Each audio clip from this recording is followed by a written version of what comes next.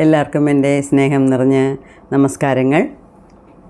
അപ്പം ഇന്നത്തെ വീഡിയോയിൽ സദ്ഗുരുവിൻ്റെ കർമ്മ എന്നുള്ള ബുക്കിൻ്റെ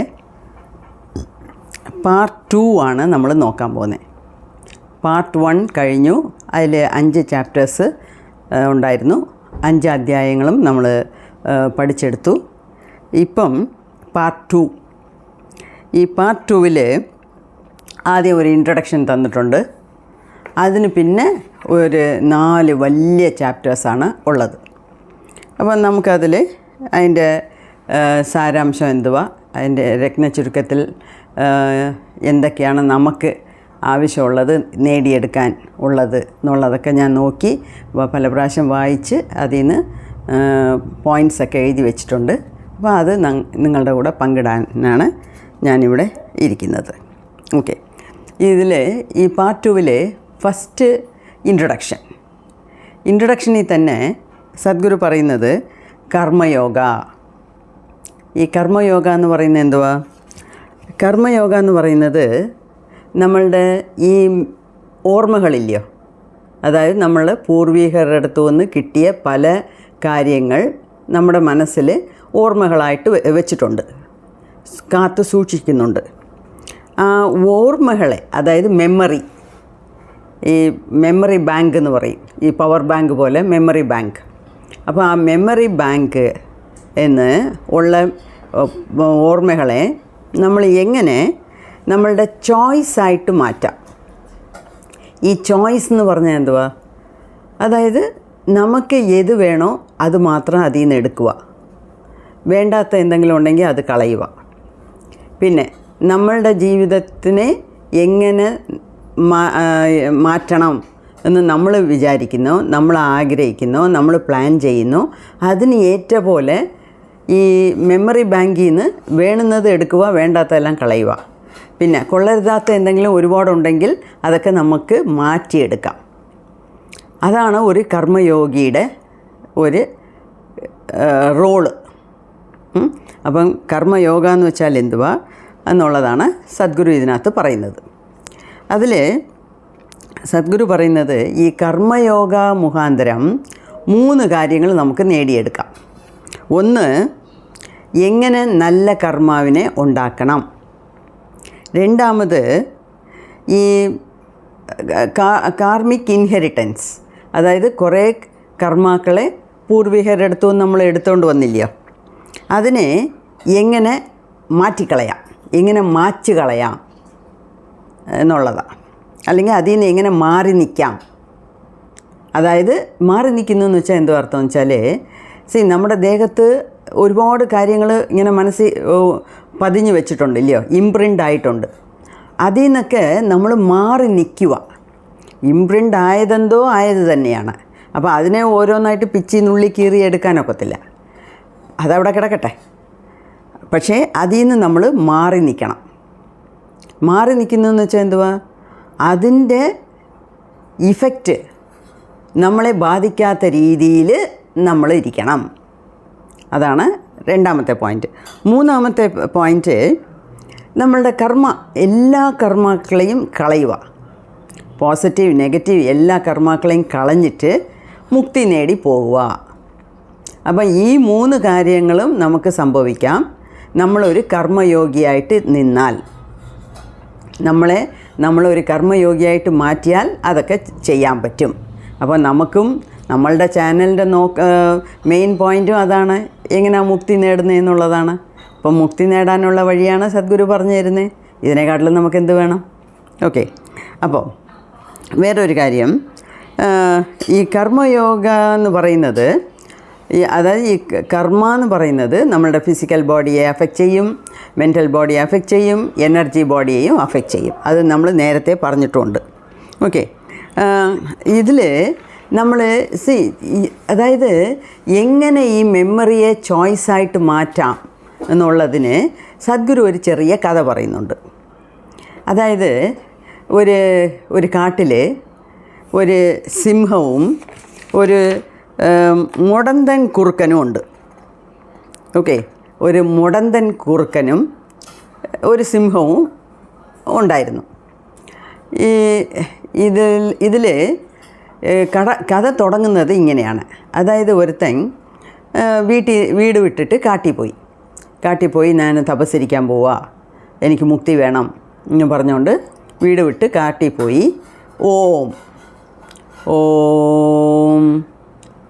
ഓം ചാൻറ്റിങ് തുടങ്ങി. അങ്ങനെ ഔം ചാൻറ്റിങ് ചെയ്തുകൊണ്ടിരിക്കും. രാവിലെ ഉച്ചയാകുമ്പോൾ വയറ് വിശക്കും. കുറേ ദൂരം വെളിയിൽ നടന്നു പോയി ഏതെങ്കിലും ചെടിയ കടയിൽ എന്തെങ്കിലുമൊക്കെ തിന്നാൻ കിട്ടിയാൽ അത് വാങ്ങിച്ച് തിന്നും. വീണ്ടും വന്ന് ഔം ചാൻറ്റിങ് തുടങ്ങും. ഇങ്ങനെ ചെയ്തുകൊണ്ടിരുന്നു. അങ്ങനെ നോക്കി ചെയ്തുകൊണ്ടിരുന്നപ്പോഴേ അപ്പോഴാണ് ഈ മുടന്തൻ കുറുക്കനെ കണ്ട്. മുടന്തൻ കുറുക്കൻ എന്ന് വെച്ചാൽ അതിൻ്റെ അതിൻ്റെ 4 കാലിൽ മുന്നത്തെ 2 കാലുമില്ല. പക്ഷെ അതിനെ കണ്ടാൽ നല്ല കൊഴുത്ത്, നല്ല പോലെ തിന്ന് കൊഴുത്തിരിക്കുന്ന ഒരു കുറുക്കൻ. അപ്പം ഇങ്ങനെ ആലോചിക്കുക, ഈ യോഗി ഔം ചാൻറ്റിങ് ചെയ്യുന്ന ആൾ യോഗിയായിട്ട് മാറാനായിട്ടുള്ള എല്ലാ ശ്രമവും ചെയ്യുക. അപ്പം ഇങ്ങനെ ആലോചിക്കുക, ഈ കുറുക്കന് 2 കാലേ ഉള്ളൂ. ഈ 2 കാലും വെച്ചുകൊണ്ട് ഇതെങ്ങനെ ഇത്രയും തിന്ന് കൊഴുത്തിരിക്കുന്നു? മുഖത്തൊരു വാട്ടമില്ല, എല്ലായിടത്തും നല്ല ചതയായിട്ടിരിക്കുന്നു, ചതപ്പിടിപ്പോടെ ഇരിക്കുന്നല്ലോ, ഇതെങ്ങനെയാ എന്ന് ആലോചിച്ചു. പിന്നാണ് ഒരു ദിവസം അങ്ങേര് ശ്രദ്ധിച്ചപ്പം ഉച്ചയായപ്പം ശ്രദ്ധിക്കാൻ തുടങ്ങി. അപ്പോൾ ഉച്ചയാകുമ്പോഴത്തേക്ക് ഒരു സിംഹം വന്ന് അത് വേട്ടയാടി തിന്നുന്ന മാംസത്തിൽ വലിയ ഒരു കഷ്ണം കൊണ്ടുവന്ന് ഈ മുടന്തൻ കുറുക്കന് ദിവസവും കൊടുക്കുന്നു. അപ്പോൾ മുടന്തൻ കുറുക്കന് ഒരു ജോലിയില്ല, അത് തിന്നാണ് ഇങ്ങനെ കൊഴുത്തിരിക്കുന്നത്. അപ്പോൾ അതിൻ്റെ ഇങ്ങനെ കണ്ടുകൊണ്ടിരുന്നു. അപ്പം ഇങ്ങനെ യോഗി ആലോചിച്ചുകൊണ്ട് ഓം ചാൻറ്റിങ് ചെയ്തുകൊണ്ടിരുന്നപ്പം അങ്ങേർക്ക് മനസ്സിൽ ഒന്ന് തോന്നി, ആരോ വന്ന് കാതിലൊരു മെസ്സേജ് പറഞ്ഞ മാതിരി, ഒരു സന്ദേശം കൊടുത്ത മാതിരി കണ്ടു. ശരി, ഓക്കെ, അപ്പം സന്ദേശം പ്രകാരം ഞാൻ ഇനി വലുതായിട്ടൊന്നും കഴിക്കത്തില്ല. പക്ഷേ എങ്ങനെ ഒരു സിംഹം ഈ മുടന്തൻ കുറുക്കന് കൊടുക്കുന്നോ അതുപോലെ എനിക്ക് ആരെങ്കിലും കൊണ്ട് തരും. ഞാനൊന്നും കഴിക്കാതെ വെളിയിൽ പോയി ഒന്നും കഴിക്കാതെ ഇവിടെ തന്നെ ഇരിക്കാം എന്നും പറഞ്ഞുകൊണ്ട്, അതാണ് ഇതിൻ്റെ സന്ദേശം എന്ന് ഈ കുറുക്കനെയും ഈ സിംഹത്തിനെയും എൻ്റെ കണ്ണിൽ കാണിച്ച് തന്നതിൻ്റെ സന്ദേശം ഇതാണ്, മെസ്സേജ് ഇതാണ് എന്ന് അങ്ങേരായിട്ട് ഊഹിച്ചു. അങ്ങേരുടെ കാതിൽ അങ്ങനെ ഒരു മെസ്സേജ് വന്ന പോലെ തോന്നി. അപ്പം ഇങ്ങനെ വിചാരിച്ചു, ഞാൻ ഇനി വെളിയിലിറങ്ങി പോകത്തില്ല, കടകടയായിട്ട് തേടി നടന്ന് ഒന്നും വാങ്ങിച്ച് തിന്നത്തില്ല, ഞാൻ ഒറ്റ ഇരിപ്പിലിരുന്ന് ഓം ചാൻറ്റിങ് ചെയ്യും. അപ്പോൾ എനിക്ക് ഇതുപോലെ ഒരു സിംഹം കൊണ്ടുവന്ന് എന്തെങ്കിലും തരും, അല്ലെങ്കിൽ വേറെ ആരെങ്കിലും കൊണ്ടു തരും എന്ന് വിചാരിച്ചുകൊണ്ട് ഇരുന്നു. 1 ദിവസം പോയി, 2 ദിവസം പോയി, 3 ദിവസം പോയി. ഭയങ്കര വിശപ്പ്, സഹിക്കാൻ വയ്യാത്ത വിശപ്പ്. 4-ാമത്തെ ദിവസമായി. ആരും ഒന്നും കൊണ്ടു തരുന്ന പോലെ ഒന്നും തോന്നിയില്ല. അങ്ങനെ അങ്ങേരിങ്ങനെ തലകറങ്ങി വീഴുന്ന സ്ഥിതിയായി. അങ്ങനെ ഇരുന്ന് ഓം ചാൻറ്റിങ് ചെയ്തുകൊണ്ടിരുന്നപ്പം വേറൊരു യോഗി ആ കാട്ടിൽ കൂടെ ഇവൻ്റെ മുമ്പിൽ കൂടെ നടന്നു വന്നു. അപ്പോൾ അങ്ങേരുടെ അടുത്ത് ഈ യോഗിയെടുത്ത് ഓം ചാൻറ്റിങ് ചെയ്യുന്ന ആളിൻ്റെ അടുത്ത് ചോദിച്ചു, നീ എന്താ ഇത്രയും മോശമായ ദേഹസ്ഥിതിയിലിരിക്കുന്നേ? നിനക്ക് കണ്ണടഞ്ഞു വരുന്നല്ലോ, ഒന്നും ചെയ്യാൻ വയ്യല്ലോ, എന്താ ഇങ്ങനെ ഇരിക്കുന്നേ എന്ന് പറഞ്ഞപ്പം ഈ കുറുക്കൻ്റെയും സിംഹത്തിൻ്റെയും കഥ പറഞ്ഞു. എനിക്കൊരു സന്ദേശം കിട്ടി. അപ്പം ഞാനും വിചാരിച്ചു, കുറുക്കൻ്റെ കൂട്ട് ഒരു സ്ഥലത്ത് ഇരുന്നാൽ മതി, എനിക്ക് എവിടുന്നെങ്കിലുമൊക്കെ എനിക്ക് ആവശ്യമുള്ള ഫുഡ് കിട്ടും, ആരെങ്കിലും കൊണ്ട് തരുമെന്ന് വിചാരിച്ചു. അതുകൊണ്ടാണ് ഞാൻ വെളിയിൽ പോകാതെ ഇരുന്നത്. പക്ഷേ എനിക്ക് അതുകൊണ്ട് തീരെ വയ്യ, 4 ദിവസമായി വല്ലതും കഴിച്ചിട്ട് എന്ന് പറഞ്ഞു. അപ്പം യോഗി ചോദിച്ചു, നീ മുടന്തൻ കുറുക്കൻ്റെ കൂട്ട് ഒരു ജോലിയും ചെയ്യാതെ ഇരുന്ന് കഴിക്കണമെന്ന് നീ എന്തുകൊണ്ട് വിചാരിച്ചു? അതെന്താ?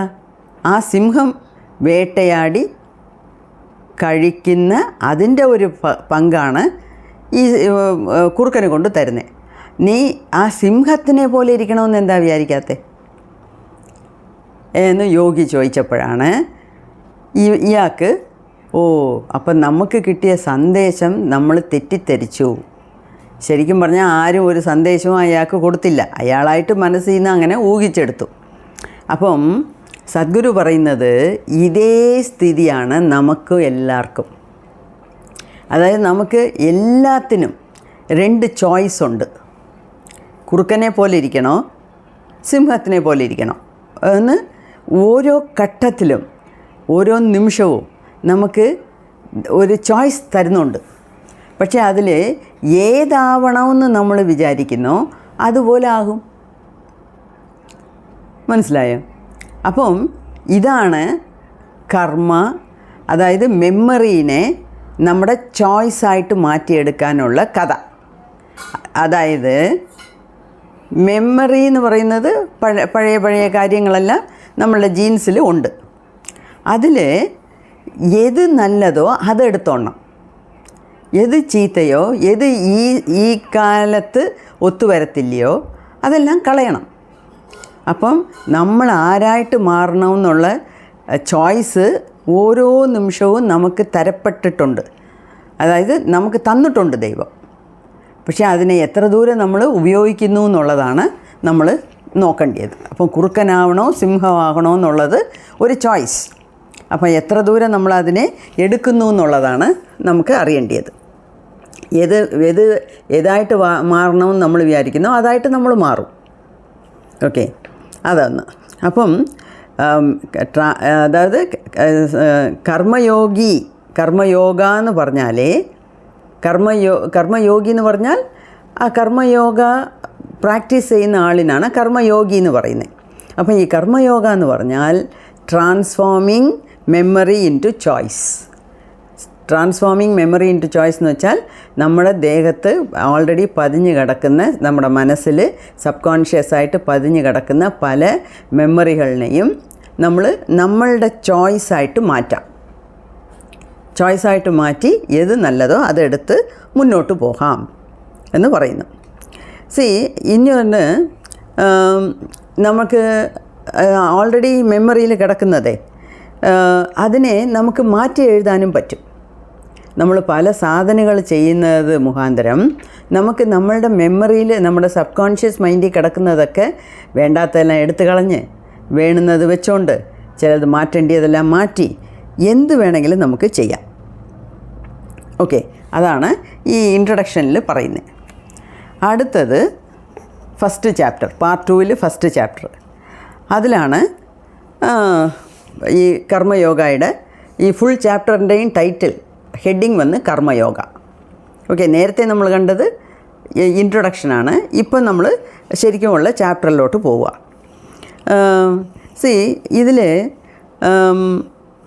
ഇത് സദ്ഗുരു പറയുന്നത് നേരത്തെ ഈ ബുക്കിൽ പറഞ്ഞിട്ടുണ്ട്, പക്ഷേ ഇത് നേരത്തെ വേറെ ഒരു വീഡിയോയിലും കേട്ടിട്ടുണ്ട് ഞാൻ. അതായത് സദ്ഗുരുവിൻ്റെ ഒരു മോളേ ഉള്ളൂ, ഇപ്പോൾ സെറ്റിൽഡ് ഇൻ USA.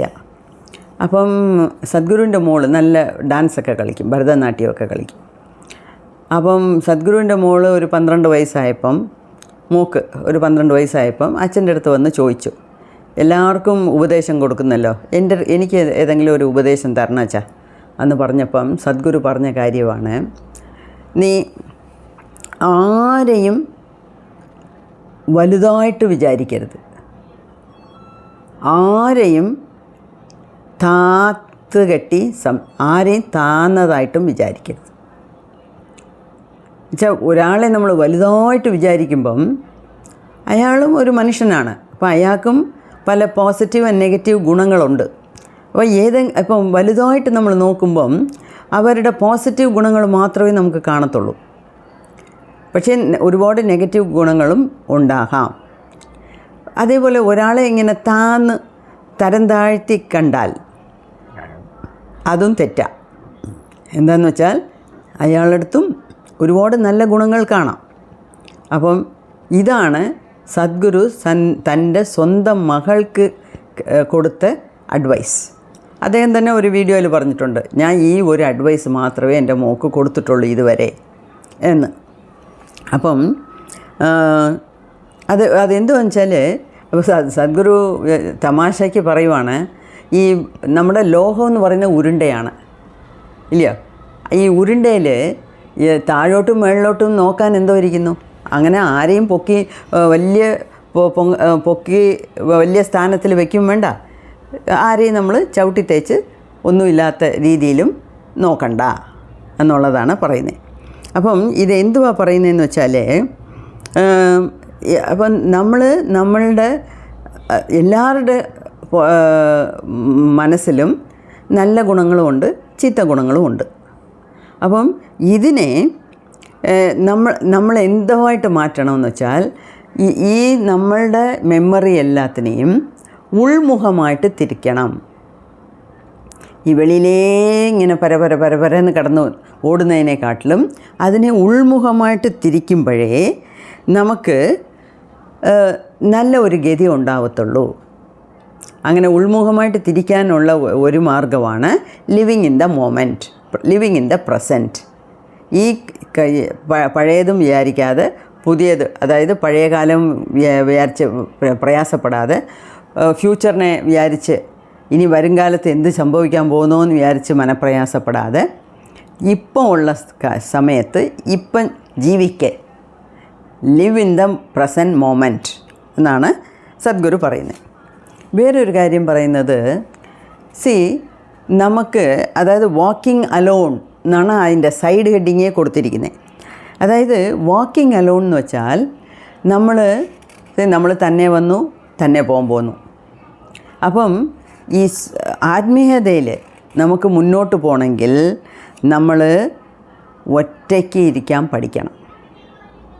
അതായത് ഈ നമ്മളുടെ ഈ ലൗകിക ജീവിതത്തിൽ മറ്റവരുടെ കൂടെ ചേർന്ന് പോകാം, മറ്റവരുടെ കൂടെ ചേർന്ന് കൈകോർത്ത് പോകുന്നതായിരിക്കും ബെറ്റർ, എളുപ്പം.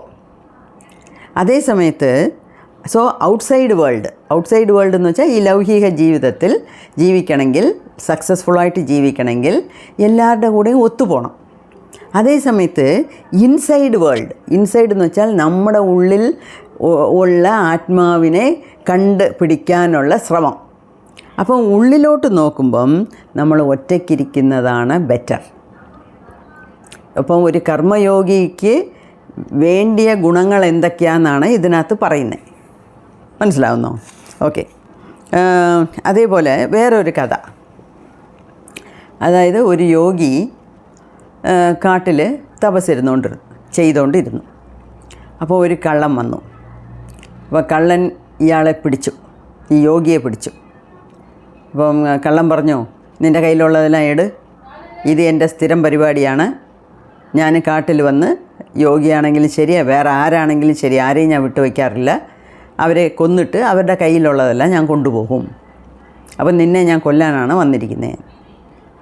അപ്പം യോഗി ചോദിച്ചു, ശരി, നീ എന്നെ കൊന്നോ, പക്ഷേ നീ എന്തിനാണ് ഇങ്ങനെയൊക്കെ ചെയ്യുന്നത്? നീ എന്തിനാണ് ഇങ്ങനെ പാവങ്ങൾ ചെയ്ത് കൂട്ടുന്നത്, നെഗറ്റീവ് കർമാക്കൾ ചെയ്ത് കൂട്ടുന്നത് എന്ന് ചോദിച്ചു.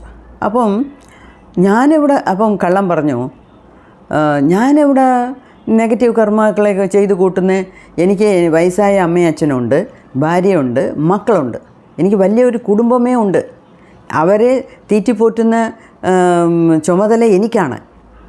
അപ്പോൾ അതിനു വേണ്ടിയാണ് ഞാനിങ്ങനെ ആളുകളെല്ലാം വഴിപ്പോക്കന്മാരെയെല്ലാം കണ്ട് പിടിച്ച് കൊന്ന് അവരുടെ സാധനങ്ങളൊക്കെ ഞാൻ എടുത്തുകൊണ്ട് പോകുന്നത്. അപ്പോൾ യോഗി പറഞ്ഞു, ഓക്കെ, നീ ഇത്രയും പൊറുപ്പായിട്ട് ജോലി ചെയ്യുന്നല്ലോ, അതിന് എനിക്ക് സന്തോഷം. നീ ഒരു കാര്യം ചെയ്യ്, ഞാൻ പറയുന്ന പോലെ ഒന്ന് കേൾക്ക്. അപ്പോൾ ഞാൻ ഓടിക്കളയുമോ എന്ന് നീ പേടിക്കണ്ട, എന്നെ വേണമെങ്കിൽ ഇപ്പോഴേ ഈ മരത്തിൽ കെട്ടിയിട്ടോ. പക്ഷേ നീ ഒരു കാര്യം ചെയ്യ്, നീ നിൻ്റെ അമ്മയ്ക്കും അച്ഛനും ഭാര്യയ്ക്കും മക്കൾക്കും വേണ്ടിയല്ലേ ഇത്രയും ഈ തരം താഴ്ന്ന കാര്യങ്ങളൊക്കെ ചെയ്യുന്നത്. ഇത്രയും പേരെ കൊന്നു കുവിച്ചിരിക്കുന്നു നീ, അവരുടെ സാധനങ്ങളൊക്കെ നീ അപഹരിച്ചുകൊണ്ട് പോന്നു. അപ്പം ഇതൊക്കെ എന്ത് വലിയ പാവമാണ്, നെഗറ്റീവ് കർമ്മ അല്ലേ നീ ചേർക്കുന്നേ. അപ്പോൾ ഒരു കാര്യം ചെയ്യ്, എന്നെ ഇവിടെ കെട്ടിയിട്ടിട്ട് നീ നിൻ്റെ വീട്ടിൽ പോയി അമ്മയുടെ അടുത്തും അച്ഛൻ്റെ അടുത്തും ഭാര്യയുടെ അടുത്തും മക്കളുടെ അടുത്തും നീ ഒരു കാര്യം ചോദിച്ചു, നിൻ്റെ നെഗറ്റീവ് കർമ്മയിനെ ആരൊക്കെ പങ്കിടാൻ തയ്യാറാ എന്ന് ചോദിച്ചു. ആണോ, ശരി, എന്നാൽ അതും ഒരു നല്ല ചോദ്യം തന്നെ, ഞാൻ പോയി ചോദിക്കാം എന്ന് പറഞ്ഞ് ആദ്യം അച്ഛൻ്റെ അടുത്ത് പോയി. വയസ്സായ അച്ഛനും അമ്മയും ആണ്. അപ്പോൾ അച്ഛൻ്റെ അടുത്ത് പോയി ചോദിച്ചോ, അച്ഛാ നിങ്ങൾക്ക് വേണ്ടി തന്നെയാണ് ഞാൻ ഇങ്ങനെ വേട്ടയാടി കുറേ ആളുകളെ മൃഗങ്ങളെ കൊല്ലുന്നു, ആളുകളെ അടിച്ച് കൊല്ലുന്നു, അവരുടെ കയ്യിലുള്ളതെല്ലാം അപഹരിച്ചുകൊണ്ട് വരുന്നു, ഇതെല്ലാം നിങ്ങളെ തീറ്റിപ്പോറ്റാനാണല്ലോ ഞാൻ ചെയ്യുന്നത്. അപ്പോൾ അത് ഒരു യോഗി പറഞ്ഞു ഇതൊക്കെ നെഗറ്റീവ് കർമ്മയാണ്. അപ്പോൾ എൻ്റെ നെഗറ്റീവ് കർമ്മയിൽ അച്ഛൻ കുറച്ച് പങ്കിടുവോ? എൻ്റെ ഇതിൽ എൻ്റെ നെഗറ്റീവ് കർമ്മയിനെ പകുതി അച്ഛൻ എടുത്തോളുവോ? ഉടനെ അച്ഛൻ പറഞ്ഞു, എനിക്ക് വേറെ ജോലിയില്ലയോ, നിൻ്റെ കടമയാണ് ഞങ്ങളെ പോറ്റുന്നത്. വയസ്സായ കാലത്ത് അമ്മയും അച്ഛനെയും നോക്കേണ്ടത് നിൻ്റെ കടമ. നീ നിൻ്റെ കടമയെ ചെയ്യുന്നു. പക്ഷേ അത് ഏത് രീതി ചെയ്യുന്നു എന്നുള്ളത് ഞങ്ങൾക്കറിയേണ്ട കാര്യമില്ല. ഞങ്ങൾ വയസ്സായി വീട്ടിൽ ഇരിക്കുന്നു, വെളിയിൽ പോകാൻ വയ്യ. അപ്പം ഞങ്ങൾക്ക് ഉണ്ടായ കാര്യങ്ങളൊക്കെ, ഞങ്ങൾക്ക് വേണ്ടിയ കാര്യങ്ങളൊക്കെ അന്വേഷിക്കേണ്ടത് നിൻ്റെ ചുമതലയാണ്. പക്ഷേ ഏത് രീതിയിൽ അന്വേഷിക്കുന്നു എന്നുള്ളത് ഞങ്ങൾക്കറിയേണ്ട കാര്യമില്ല. അപ്പം നിൻ്റെ കർമ്മ നീ തന്നെയാണ് വെച്ച് അനുഭവിക്കേണ്ടത്, ഞാനൊന്നും ഷെയർ ചെയ്യത്തില്ല. അപ്പോൾ ഓഹോ, അച്ഛൻ്റെ സ്റ്റാൻഡ് എന്തുവാന്ന് മനസ്സിലായി. അടുത്ത അമ്മയടുത്ത് പോയി ചോദിച്ചു. അമ്മയും ഇത് തന്നെയാണ് പറഞ്ഞത്. ഭാര്യയുടെ അടുത്ത് പോയി ചോദിച്ചു. ഭാര്യയും ഇത് തന്നെയാണ് പറഞ്ഞത്. മക്കളുടെ അടുത്ത് പോയി ചോദിച്ചു. മക്കളും ഇത് തന്നെയാണ് പറഞ്ഞത്. അപ്പം ഇയാൾക്ക് വലിയ ഒരു കാര്യം പിടികിട്ടി. അപ്പം നമ്മൾ ഇവർക്ക് വേണ്ടിയാണ് ഇത്രയും കാര്യങ്ങളൊക്കെ ചെയ്യുന്നത്. പക്ഷേ ഇവർക്കാർക്കും എൻ്റെ കർമാവിനെ ഷെയർ ചെയ്യാനുള്ള മനസ്സില്ല. അപ്പോൾ ഇവർക്ക് വേണ്ടി ഞാൻ കിടന്ന് പാടുപെടേണ്ട ആവശ്യം എന്തുവാ? അന്ന് വരച്ചിട്ട് ഓടിപ്പോയി കെട്ടിയിട്ടിരുന്ന യോഗിയുടെ കാല് വീണു. താങ്കൾ പറഞ്ഞത് വളരെ ശരിയാണ്. എല്ലാവർക്കും എൻ്റെ കാശ് വേണം, എൻ്റെ കാര്യങ്ങളൊക്കെ അവർക്ക് വേണ്ടി ഞാൻ എല്ലാം ചെയ്യണം. പക്ഷേ എൻ്റെ കർമാവിനെ ഷെയർ ചെയ്യാൻ ആർക്കും താല്പര്യമില്ല. ഇന്ന് എനിക്ക് മനസ്സിലായി, ഞാനിനി ഇവർക്കായിട്ടൊന്നും ഒരുപാട് പാടുപെടേണ്ട കാര്യമില്ല. അപ്പോൾ യോഗി പറഞ്ഞു, നിൻ്റെ കടമയെ നീ ചെയ്യണം, നീ പാടുപെട്ടേ പറ്റൂ. പക്ഷേ നെഗറ്റീവ് കർമ്മ എന്തിനാണ് നീ ചെയ്യുന്നേ? അത് നല്ലതായിട്ട് നീ കഷ്ടപ്പെട്ടു പാടുപെട്ട് നീ കാശുണ്ടാക്ക് എന്ന് പറഞ്ഞ് മനസ്സിലാക്കി കൊടുത്തു. അപ്പോൾ ഇതിൽ നിന്ന് മനസ്സിലാവുന്ന എന്തുവാന്ന് വെച്ചാൽ, അപ്പോൾ നേരത്തെ നമ്മളിതൊക്കെ കണ്ടതാണ്, അവനോൻ്റെ കർമ്മ അവനോന്. ഓക്കെ, അതിൽ ആർക്കും പങ്കിടാൻ ഒക്കത്തില്ല. പിന്നെ ഈ വലിയ വലിയ മഹാന്കളുണ്ടല്ലോ, ജീസസ് ക്രൈസ്റ്റ് ആവട്ടെ, ബുദ്ധ ആവട്ടെ, ഗുരുനാനക്കാവട്ടെ, അങ്ങനത്തെ വലിയ വലിയ മഹാന്കൾ ഈ ലോകത്ത് ജീവിച്ചിരുന്ന സമയം ഒരുപാട് പേർക്ക് അതുകൊണ്ട് നന്മകളുണ്ടായി. അതായത് ഇങ്ങനത്തെ മഹാന്കൾക്ക് നമ്മുടെ കർമാവിനെ ഒന്നുമില്ലാതെ അഴിക്കാൻ പറ്റും, ഒന്നുമില്ലാതെ ചെയ്യാൻ പറ്റും. ഓക്കെ, പക്ഷേ അത് എപ്പോഴും നടക്കത്തില്ല. പക്ഷേ മഹാന്കൾ വിചാരിച്ചാൽ അത് നടക്കും. അതാണ് സദ്ഗുരുവും പറയുന്നത്. നമ്മുടെ കർമാവിനെ ഒന്നുമില്ലാതെ ആക്കാനും അവരെ കൊണ്ട് പറ്റും. പക്ഷേ അവർ എപ്പോഴും അങ്ങനെയൊന്നും ചെയ്യത്തില്ല. എന്താ വെച്ചാൽ അവർക്കറിയാം അത് ശരിയല്ല എന്ന്. ഓക്കെ, അപ്പം സദ്ഗുരു വേറൊരു കാര്യം പറയുന്നത്, ഈ ചെലന്തിയുടെ വല പിന്നിയ പോലെ നമ്മളെ ചുറ്റി ഒരു വലിയ വളയം, ഒരു വട്ട വളയം ഇട്ട് വെച്ചിരിക്കുന്നു, ചെലന്തിയുടെ വല പോലെ. അതിനകത്ത് തന്നെയാണ് നമ്മൾ കിടന്ന് അങ്ങോട്ടും ഇങ്ങോട്ടും കിടന്ന് കഷ്ടപ്പെട്ടുകൊണ്ടിരിക്കുന്നത്. അപ്പം നമ്മൾ ഉണ്ടാക്കിയ വലയിൽ നമ്മൾ തന്നെ അകപ്പെട്ടു പോകരുത് എന്നാണ് പറയുന്നത്. അതിനൊരു ചെറിയ കഥ പറയുന്നു. അതായത് ശങ്കരൻ പിള്ളൈ ഒരു ദിവസം ഉച്ചയ്ക്ക് മീൻ പിടിക്കാൻ പോയപ്പം നല്ല ചൂട് സമയം. അപ്പോൾ ഒരു വലിയ ബോക്സിൽ കുറേ കുടിക്കാനുള്ള സാധനവും എടുത്തുകൊണ്ട് പോയി. അപ്പം ഇങ്ങനെ മീൻ വരും എന്ന് കാത്തിരിക്കുന്നു.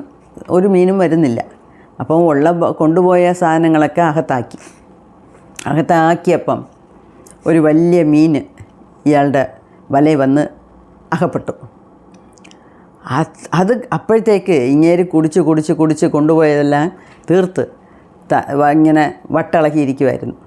അപ്പോൾ വലിയ ഒരു മീൻ വന്നപ്പം അയാൾക്കത് മനസ്സിലായി, ശങ്കരൻപിള്ളയ്ക്ക് മനസ്സിലായി. പക്ഷേ ആ മീനിനെ എടുക്കാൻ പോകുന്നു എന്ന് പറഞ്ഞ് ആ കുളത്തിൻ്റെ കരയിൽ ഇരിക്കുമായിരുന്നു. ആ കുളത്തിലോട്ട് അങ്ങ് മുങ്ങി, കുളത്തിൽ വീണ് മുങ്ങിപ്പോയി. അപ്പം ഇത് കണ്ടുകൊണ്ട് ഒരു അച്ഛനും ഒരു മോനും ആ കുളത്തിൻ്റെ കരവഴി നടന്നു പോയിക്കൊണ്ടിരുന്നപ്പം മോൻ ചോദിക്കുക, അച്ഛാ ഇങ്ങേര് മീൻ പിടിക്കാൻ വേണ്ടി വെള്ളത്തിൽ പോയോ, ഇങ്ങേര് മീൻ പിടിക്കുന്നോ അതോ മീൻ ഇങ്ങേരെ പിടിക്കുന്നോ എന്ന് ഒരു കൊച്ചു കണ്ട് ചോദിക്കുന്നു.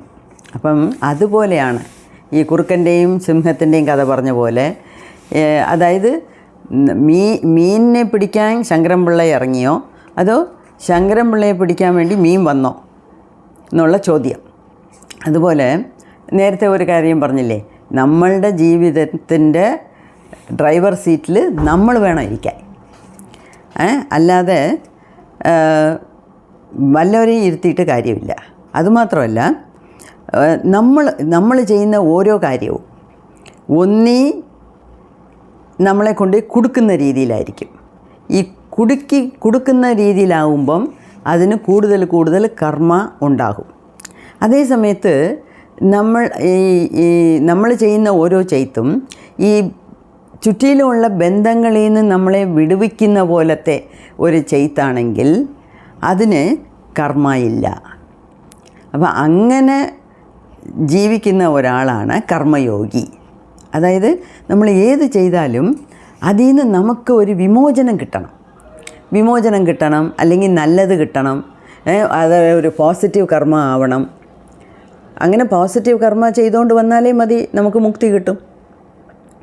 അല്ലാതെ ഓരോന്നും ചെയ്യാൻ പോന്നു, ഞാൻ അവന് നല്ലത് ചെയ്യാൻ പോന്നു, ഞാൻ ഇവന് നല്ലത് ചെയ്യാൻ പോന്നു, ഞാൻ അങ്ങനെ ചെയ്യാൻ പോന്നു, സൊസൈറ്റിയെ മാറ്റിയെടുക്കാൻ പോകുന്നു എന്ന് മേളി പോയി വീണ് അതിൽ കുരുങ്ങിപ്പോകരുത് നമ്മൾ. അപ്പം കർമ്മ എന്ന് പറയുമ്പം ഏതേത് കാര്യങ്ങൾ നമ്മളെ വേറെയും പല രീതിയിൽ നമ്മളെ കുരുക്കിയെടുക്കാൻ പോകുന്നോ അങ്ങനത്തെ കാര്യങ്ങളെല്ലാം കൂടുതൽ കർമാക്കളെ നമുക്ക് ഉണ്ടാക്കിത്തരും.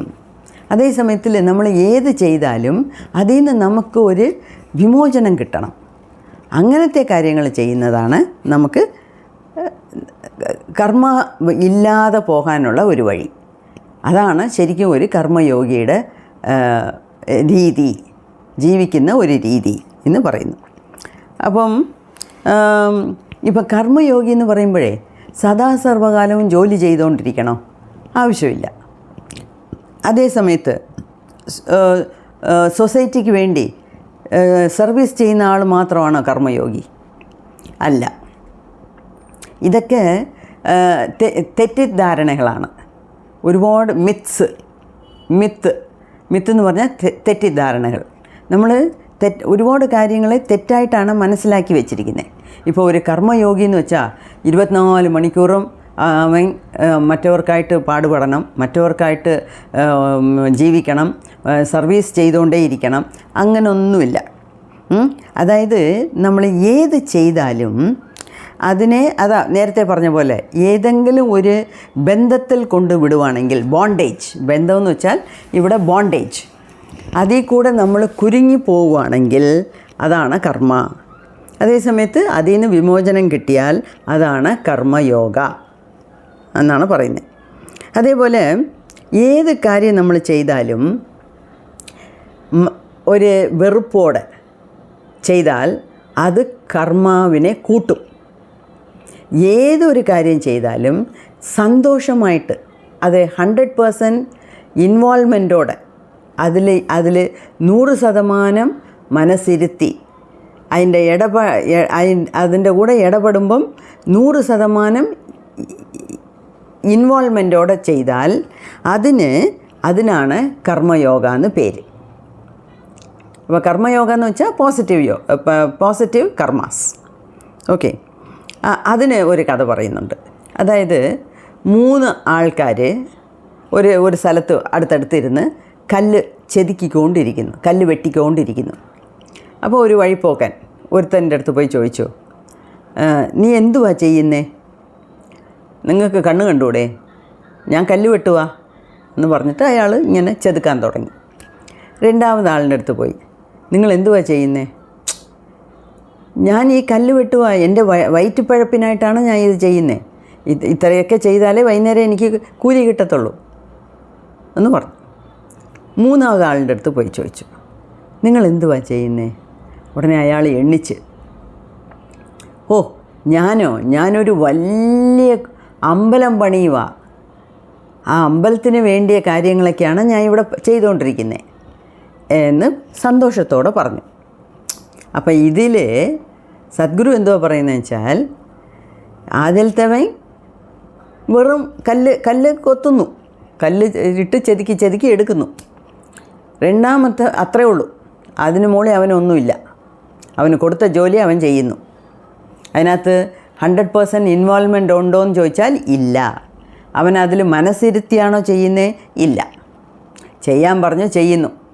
അങ്ങനെ രണ്ടാമത്തവൻ എന്തുവാ? ചെയ്യാൻ പറഞ്ഞു ചെയ്യുന്നു. എന്തിനു വേണ്ടി? കൂലിക്ക് വേണ്ടി അവൻ ചെയ്യുന്നു. അപ്പം ഈ ആദ്യത്തെ ആളിനും രണ്ടാമത്തെ ആളിനും ഈ കല്ല് ചെതിക്കിയാലും അവന് കർമ്മ ഉണ്ട്.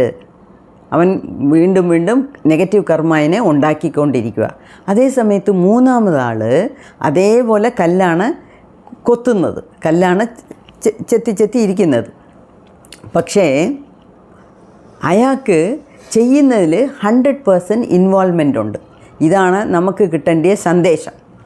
സദ്ഗുരു നമുക്ക് പറയുന്ന സന്ദേശം ഇതാണ്. അപ്പം അയാൾക്ക് അത്രയും ഹാപ്പിയാണ്. അയാൾ പറയുന്നത്, ഞാൻ ഈ കല്ല് കൊത്തി ഒരു ബിംബം ഉണ്ടാക്കും, ഒരു പ്രതിമ ഉണ്ടാക്കും എന്നല്ല അയാൾ പറയുന്നത്. വെറും ഒരു പ്രതിമയല്ല, അയാൾ വിചാരിക്കുന്ന വലിയ തോതിലാണ്. വലിയൊരു അമ്പലമാണ് ഞാൻ പണിയാൻ പോകുന്നത്, അതിനു വേണ്ടി ജോലിയാണ് ഇത്. അപ്പം അതിൽ അത്രയും സന്തോഷമുണ്ട് അയാൾക്ക്. അപ്പം 100% ഇൻവോൾവ്മെൻ്റ് എന്ന് പറയുന്നത് ഈ മൂന്നാമത്തെ ആളിനാണ്. അപ്പം ഈ മൂന്നാമത്തെ ആളിന് നെഗറ്റീവ് കർമ്മ ഇല്ല. അപ്പം ഇതിൽ നിന്ന് സദ്ഗുരു നമുക്ക് എന്തുവാ പറയുന്നത് വെച്ചാൽ, ഏത് കാര്യം ചെയ്താലും അതിൽ ശ്രദ്ധയോടെ സന്തോഷത്തോടെ ചെയ്താൽ അതിൻ്റെ നെഗറ്റീവ് കർമ്മ കുറയും എന്ന് വെച്ചാൽ ഇല്ലാതെ പോകും എന്നാണ് സദ്ഗുരു പറയുന്നത്. അതായത് അതുമാത്രമല്ല, അപ്പം ഇനിയൊരു വലിയ കാര്യം പറയുന്നുണ്ട്. ഈ കർമ്മ ചെയ്യുമ്പം ഒന്നീ നമ്മൾ അവയർനെസ്സോടെ ചെയ്യുക, ബോധപൂർവം ചെയ്യുക. ഏത് കാര്യം, കോൺഷ്യസ് ലിവിങ് നമ്മൾ നേരത്തെ നോക്കി. ഈ കോൺഷ്യസ് ലിവിങ് എന്ന് വെച്ചാൽ എന്തുവാ? ബോധപൂർവം നമ്മൾ ഓരോ കാര്യം ചെയ്തു വരുമ്പം അതിനൊന്നും കർമ്മ ഇല്ല. ഓക്കെ, അതിൻ്റെ ഭാഗമായിട്ട് വരുന്നത് നെഗറ്റീവ് കർമ്മ അല്ല. ഓക്കെ, അല്ലെങ്കിൽ വേറൊരു കാര്യം, അല്ലെങ്കിൽ ഒന്നേ ടോട്ടൽ അവയർനെസ്സോടെ ചെയ്യണം, അതായത് കോൺഷ്യസ് ആയിട്ട് ബോധപൂർവം അതിനെ അറിഞ്ഞ് അതിൻ്റെ കൂടെ ഇൻവോൾവ്മെൻറ്റോടെ ചെയ്യണം. ഇനിയൊന്ന് അല്ലെങ്കിൽ അതിനെ അബാൻഡൻ ചെയ്യണം. ഈ അബാൻഡൻ എന്ന് വെച്ചാൽ ഉപേക്ഷിക്കുക. അബാൻഡൻ എന്ന് വെച്ചാൽ ഉപേക്ഷിക്കുക. ഇപ്പോൾ നമ്മൾ ചില സ്ഥലങ്ങളിലൊക്കെ പോകുമ്പം ദിസ് ബിൽഡിംഗ് ഈസ് അബാൻഡൻഡ് എന്ന് വെച്ചാൽ എന്തുവാ? ആ കെട്ടിടത്തിനെ നമ്മൾ തള്ളി വെച്ചിരിക്കുന്നു. ഇനി ആ കെട്ടിടത്തിൽ ഒന്നും നമുക്ക് ഉപയോഗിക്കാൻ പറ്റില്ല, അതിനെ തള്ളിക്കളഞ്ഞു, ഇനി അതിനെ ഇടിച്ചാലേ ഉള്ളൂ. അപ്പോൾ അബാൻഡൻഡ് എന്ന് പറയുന്ന പോലെ നമ്മൾ ഏത് കാര്യം ചെയ്താലും അതിൽ 100% ഇൻവോൾവ്മെൻറ്റ് വേണം. അത് ഒന്നേ അവയർനെസ്സോടെ ചെയ്യുമ്പം ഉണ്ടാകും, അല്ലെങ്കിൽ അതിനെ ടോട്ടലായിട്ട് ആ കാര്യത്തിനെ അങ്ങ് മനസ്സുകൊണ്ട് ഉപേക്ഷിച്ചുകൊണ്ട് ചെയ്യുക. ഈ മനസ്സുകൊണ്ട് ഉപേക്ഷിക്കുന്നു എന്ന് വെച്ചാൽ മനസ്സുകൊണ്ട് ഉപേക്ഷിക്കുന്നു എന്ന് പറയുമ്പം അതിൻ്റെ നല്ലതും ചീത്തയും എനിക്കല്ല. അപ്പം എല്ലാത്തിനെയും നമ്മൾ നോക്കേണ്ടത് ഒരു സമർപ്പണ ഭാവത്തോടെ ചെയ്യുക. ഏത് കാര്യം നമ്മൾ ചെയ്താലും ഒരു സമർപ്പണ ഭാവത്തോടെ ചെയ്യുക. ഞാനെല്ലാം ദൈവത്തിൻ്റെ കയ്യിൽ സമർപ്പിക്കുന്നു, എനിക്കായിട്ട് ഒന്നും വേണ്ട, അതിന് വരുന്ന നല്ലതും ചീത്തയും എനിക്കല്ല. അപ്പം അത് അതാണ് പറഞ്ഞത്. നേരത്തെ നമ്മൾ ഇതും ഒരു സെപ്പറേറ്റ് തന്നെ ഒരു വീഡിയോയിൽ കണ്ടിട്ടുണ്ട്, നമ്മൾ ഡിസ്കസ് ചെയ്തിട്ടുണ്ട്. സമർപ്പണഭാവം അല്ലയോ? എന്ത് ചെയ്താലും നമ്മൾ അതിനെ ദൈവത്തിനോട് സമർപ്പിക്കുക. ദൈവത്തിനോടല്ല, ദൈവത്തിന് സമർപ്പിക്കുക. അപ്പോൾ സമർപ്പിക്കുന്നു എന്ന് പറയുമ്പം അതിൻ്റെ നല്ലതും ചീത്തയും ഞാനല്ല എടുക്കുന്നേ, എല്ലാമേ അങ്ങോട്ടാവട്ടെ എന്ന് വിചാരിക്കുമ്പം അതിന് നമുക്ക് കർമ്മ ഇല്ല. സോ അപ്പം ഹൗ ടു ഷെഡ് കർമ്മ, അതാണ് സദ്ഗുരുവിൻ്റെ ചോദ്യം. ഹൗ ടു ഷെഡ് കർമ്മ. ഷെഡ് കർമ്മ എന്ന് വെച്ചാൽ ഈ കാർ ഷെഡല്ല, ഷെഡിങ് എന്ന് വെച്ചാൽ കളയുക. അപ്പം നമ്മൾ ചെയ്തു കൂട്ടിയ കർമാക്കളെ കളയാൻ എന്ത് വഴി എന്ന് പറഞ്ഞാൽ, നമ്മൾ ഏത് ചെയ്താലും അതിനെ 100% ബോധപൂർവം അവയർനെസ്സോടെ ചെയ്യുക. അങ്ങനല്ലെങ്കിൽ ശരണാഗത തത്വം, എല്ലാത്തിനെയും ദൈവത്തിൻ്റെ കാലടിയിൽ ഞാൻ സമർപ്പിച്ചു. അപ്പം അങ്ങനെയുള്ള ഒരു ഭാവത്തോടെ ചെയ്യുമ്പോൾ നമുക്ക് നെഗറ്റീവ് കർമ്മ ഇല്ല. എന്താണെന്ന് വെച്ചാൽ ഞാനാ ചെയ്യുന്നേ എന്നുള്ള ഒരു അഹങ്കാരം നമുക്കില്ല.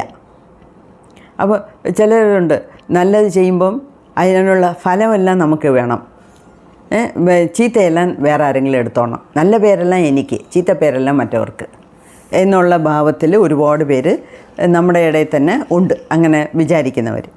അപ്പം അങ്ങനെ വിചാരിച്ചിട്ട് കാര്യമില്ല. അപ്പം കർമ്മയോഗിയായിട്ട് ഇരിക്കണമെങ്കിൽ എന്ത് ചെയ്യണം? ഈ ഇപ്പം പറഞ്ഞ കാര്യങ്ങളൊക്കെയാണ് നോക്കേണ്ടത്. അതിന് പുറമേ അപ്പോൾ ഒരു കാര്യം നടക്കുമ്പം നമ്മളൊരു കാര്യം ചെയ്യുന്നു, ഓരോ സ്റ്റെപ്പ് ബൈ സ്റ്റെപ്പായിട്ട് നമ്മൾ ചെയ്യുന്നു. ഓരോ സ്റ്റെപ്പിലും നമുക്ക് അതിൽ 100% ഇൻവോൾവ്മെൻറ്റോടെ ചെയ്യണം. അതിൻ്റെ എൻഡ് റിസൾട്ട് നമ്മൾ നോക്കാൻ പാടില്ല. എന്താ വെച്ചാൽ ഓരോ സ്റ്റെപ്പും നമ്മൾ ശരിയായിട്ട് ചെയ്താൽ എൻഡ് റിസൾട്ട് തന്നെത്താനെ നന്നാവും, ഇല്ലയോ? ഒരു സാമ്പാർ വെച്ചാലും നേരെ ചൊവ്വേ ആദ്യം തൊട്ടേ നോക്കിക്കണ്ട് ചെയ്താൽ ചേർക്കേണ്ടിയ പുളി ചേർക്കുക, ചേർക്കേണ്ടിയ ഉപ്പ് ചേർക്കുക, നോക്കിക്കണ്ട് എല്ലാം ചെയ്യുക. അല്ലാതെ നമ്മളുടെ ഇഷ്ടത്തിന് മല്ലിപ്പൊടിയും മുളക് പൊടിയും മഞ്ഞൾപ്പൊടിയും വാരിയിട്ട് എന്തോ ഒന്ന് തിളപ്പിക്കട്ടെ, അങ്ങനെയല്ല. അങ്ങനെ ചെയ്താൽ അത് സാമ്പാർ ആവത്തില്ല. അപ്പം 100% ഇൻവോൾവ്മെൻറ്റോടെ ഓരോ സ്റ്റെപ്പും ചെയ്യുക. പക്ഷേ റിസൾട്ട് റിസൾട്ട് ഇത് വരണം, അതുകൊണ്ടാണ് എനിക്ക് പ്രയോജനം, അപ്പം ഇങ്ങനത്തെ റിസൾട്ട് വരണം എന്നുള്ള ഉദ്ദേശത്തോടെ ചെയ്യരുത്. അപ്പോൾ ഒരു കർമ്മയോഗി എന്ന് പറയുന്ന ആൾ എങ്ങനെ ഇരിക്കണം? എൻഡ് റിസൾട്ട് മാത്രം നോക്കി ചെയ്യരുത്. നമ്മൾ എന്തൊക്കെ ചെയ്യുന്നോ ആ കാര്യങ്ങളിലെല്ലാം നല്ല പോലെ 100% ഇൻവോൾവ്മെൻറ്റോടെ ചെയ്യണം. അതേ സമയത്ത് എൻഡ് റിസൾട്ട് ഒടുക്കം അത് എങ്ങനെയാണ് വരുന്നേ എന്നുള്ളത് നമുക്ക് യാതൊരു പ്രതീക്ഷയും വേണ്ട. അത് ഓട്ടോമാറ്റിക്കായിട്ട് നന്നായിട്ട് തന്നെ വരും. പക്ഷേ നമുക്ക് ഒരു പ്രതീക്ഷയും എൻഡ് റിസൾട്ടിൽ വെക്കരുത്. അതാണല്ലോ ഭഗവത്ഗീതയിൽ ശ്രീകൃഷ്ണനും പറയുന്നത്. നീ ചെയ്യേണ്ടത് നിൻ്റെ കടമ, നിനക്ക് എന്തൊക്കെ തോന്നുന്നോ നിൻ്റെ കടമ എന്ന് വിചാരിക്കുന്നോ നീ അത് ചെയ്തുകൊണ്ടേ പോ. അതിൻ്റെ എൻഡ് റിസൾട്ട് എന്തുവാന്നുള്ളത് നീ ചിന്തിക്കണ്ട. അത് ചിന്തിച്ച് നിനക്ക് തരാൻ ഞാനുണ്ട്, അതിനാണ് ഞാനിവിടെ ഇരിക്കുന്നത് എന്നാണ് ഭഗവാൻ ശ്രീകൃഷ്ണൻ പറയുന്നത്. അപ്പം തിരിച്ചും ഇതൊക്കെ തന്നെയാണ് പറയുന്നത്. എന്തുവാ? 100% അവയർനെസ്സോടെ ചെയ്യുമ്പം ഇത് എൻഡ് റിസൾട്ട് ഇങ്ങനെ ആകാൻ പോകുന്നു, ഇത് എനിക്കാ. ഒരു ചെറിയ കാര്യം, ഒരു ചെറിയ എക്സാമ്പിൾ ടക്കെന്ന് എൻ്റെ മനസ്സിൽ തോന്നിയതാണ്. ഇപ്പം ഞാനൊരു സോഷ്യൽ സർവീസ് ചെയ്യുന്നു, അതുകൊണ്ട് 4 പേര് എന്നെ ഫോട്ടോ എടുക്കും. ഇപ്പം നാളെ പത്രത്തിൽ എൻ്റെ ഫോട്ടോ വരും, 4 പേര് എന്നെ പുകഴ്ത്തി പറയും എന്നുള്ളതാണ് എൻഡ് റിസൾട്ട്. അപ്പോൾ ആ എൻഡ് റിസൾട്ടിനെ മനസ്സിൽ വെച്ചുകൊണ്ട് ഇവൻ ആ സോഷ്യൽ സർവീസ് ചെയ്താൽ അതുകൊണ്ട് ഇവന് നെഗറ്റീവ് കർമ്മയേ ഉള്ളൂ. വെരി വെരി സിമ്പിൾ, അതാണ് പറയുന്നത്. അപ്പോൾ ഒരു കർമ്മയോഗിയാണെങ്കിൽ നമ്മൾ ചെയ്യുന്ന കർമ്മ നമുക്ക് നല്ലതായിട്ട് വരണം, ചീത്തയായിട്ട് വരരുത് എന്നുള്ള ഒരു ബോധപൂർവം ഓരോ സ്റ്റെപ്പും എടുത്തു വയ്ക്കണം. അത്രയേ ഉള്ളൂ. അതാണ് ഒരു കർമ്മയോഗിയുടെ അടയാളം എന്നാണ് പറയുന്നത്. ഓക്കെ, നന്ദി, നമസ്കാരം.